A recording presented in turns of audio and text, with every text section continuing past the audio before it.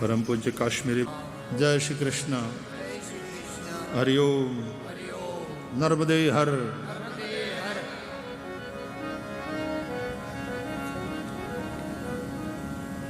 श्री रंग अवधूत बापजीना सतत प्रेरणा અને આશીર્વાદ આ ભૂમિ અને આ વિસ્તારને પ્રાપ્ત થતા રહ્યા છે।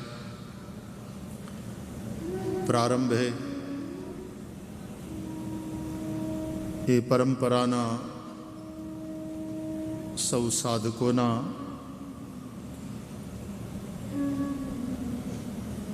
મંગલ શુભકામનાઓ પણ આપણને પ્રાપ્ત થઈ। ભગવાને જેમને સંકલ્પ આપ્યો એવા ગોહિલ પરિવાર, ભાઈ નીરવસિંહ સોલંકી અને બીજા અનેક મિત્રો એમના, જેમણે આ કથામાં પોતાનું યોગદાન કરવા માટે થઈ અને સંકલ્પ કર્યો, એ સૌ ભક્તો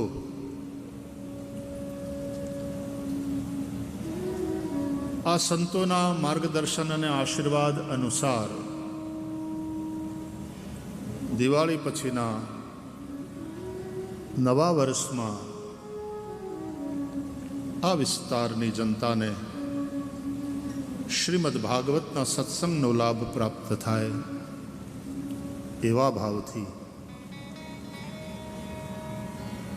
ભગવાન શ્રી હરિના ચરણારવિંદમાં એમણે પોતાની પ્રાર્થના મૂકી અને ભગવત પ્રેરણાથી આજથી આ કથાનો જ્યારે અહીંયા શુભારંભ થઈ રહ્યો છે ત્યારે આપ સૌને નવા વર્ષની ખૂબ ખૂબ શુભકામના। આપ સૌનું નૂતન વર્ષ પહેલું સુખ તે જાતે નર્યા એટલે સ્વાસ્થ્યપ્રદ બને, પહેલા વહેલા તો એ પ્રાર્થના કરું। બંને રીતે શરીર નિરામય રહે,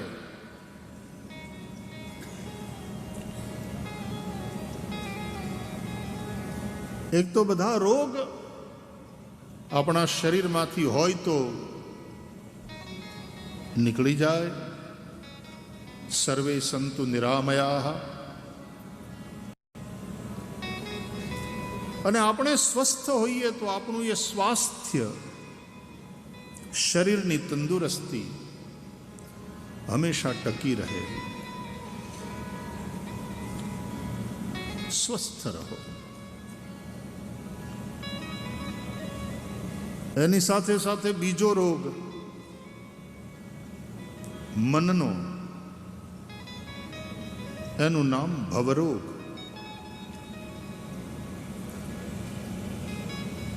સંસારમાં આપણે રહીએ પણ સંસાર આપણામાં ન રહે,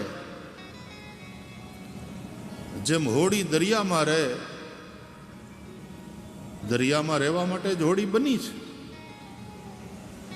એને મોટરની જેમ ગરાજમાં ન મૂકી રખાય, અને મોટર પણ એના માટે ગરાજ બનાવો એ બરાબર છે, પણ ગરાજમાં રહેવા માટે તો મોટર નથી બની ને,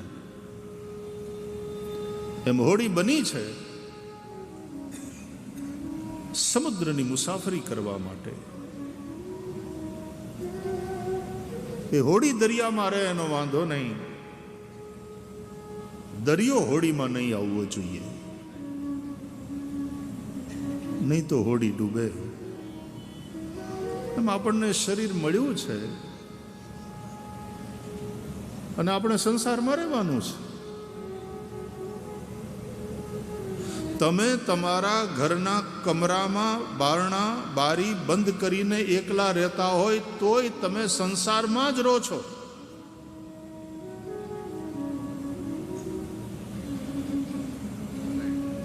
પણ સંસાર આપણામાં ન રહે, આપણા મનમાં સંસાર નહીં હોય, આપણા મનમાં શ્રી કૃષ્ણ હોય, અને શ્રી કૃષ્ણ હોય એનો અર્થ આનંદ હોય, શાંતિ હોય, પ્રસન્નતા હોય। તો મન ભવરોગથી મુક્ત રહે. સૌથી મોટો રોગ એ ભવરોગ છે. તો એ ભવરોગથી મુક્ત રહીએ. અને જો ભવરોગ થયો હોય તો આ ભાગવત રૂપી ઔષધિ છે, એનું સેવન કરીએ.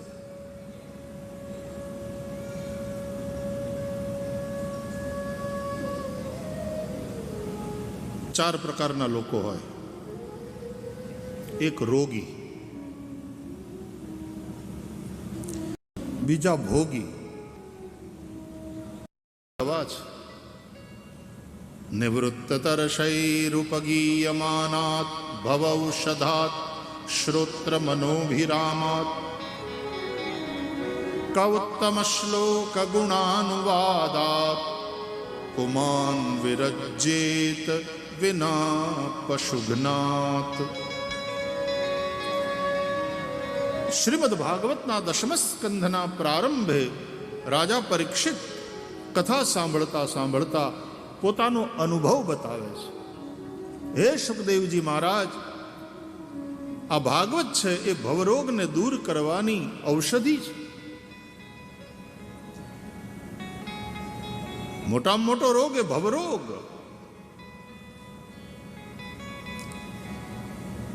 અમુક રોગના અમુક સિમ્ટમ્સ હોય છે, લક્ષણો. ડોક્ટર પહેલા વહેલા તો એ જ પૂછે તમને શું થાય છે, એ કહો, શું સમસ્યા છે. પહેલા એ પૂછે ને આપણે કહેતા જઈએ. ડોક્ટર પાછા તપાસ કરતા જાય, આંખ જોવે, જીભ જોવે, સ્ટેટોસ્કોપ અહીંયા મૂકીને એ બધું જોવે, તમારા હૃદયના ધબકારા માપે, બ્લડ પ્રેશર માપે, અમુક રિપોર્ટ કરાવવાનું કે, અને પછી નક્કી કરે કે તમને આ રોગ થયો છે. હવે તો ડોક્ટરો શું થયું છે એ જટ કહેવાને બદલે આ નથી થયું, આ નથી થયું, આ નથી થયું, એ નક્કી કરવા માટે થઈને પહેલા એટલા બધા ટેસ્ટ કરાવે કે લ્યો આ તો નથી તમને, હવે આપણે આ પણ હોઈ શકે. એટલે એ શક્યતાને દૂર કરવા માટે આ એક રિપોર્ટ કરાવી લઈએ. આ નથી, આ નથી, આ નથી, આ છે, એમ પછી છેલ્લે નક્કી થાય. અને નક્કી થયા પછી એની ચિકિત્સા સુનિશ્ચિત કરાય. ક્યાને માટે તમારે આમ કરાવવું પડશે, આ દવા લેવી પડશે, અથવા તો તમને ઇન્જેક્શન લેવું પડશે, અથવા તો તમારે ઓપરેશન કરાવવું પડશે, તમારે હોસ્પિટલાઇઝ થવું પડશે, આદિ આદિ.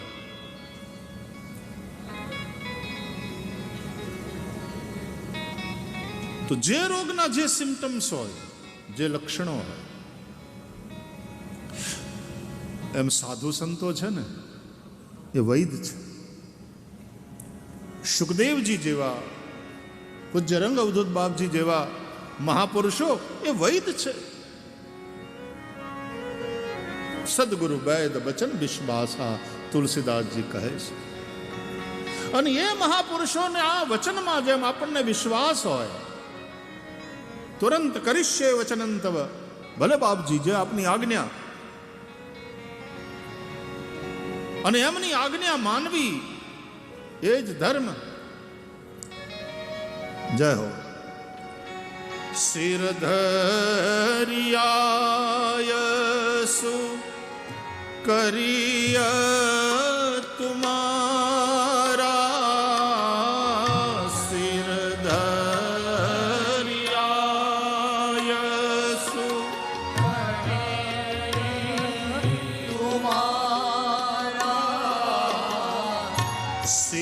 શિરધરી આયસુ કરીય તુમારા,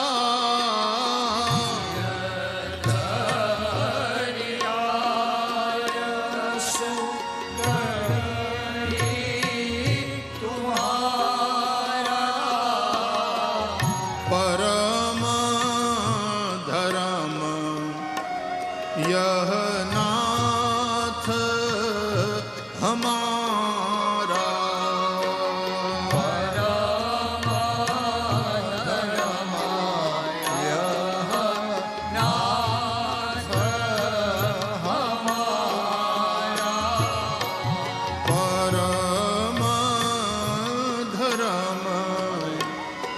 यह नाथ हमारा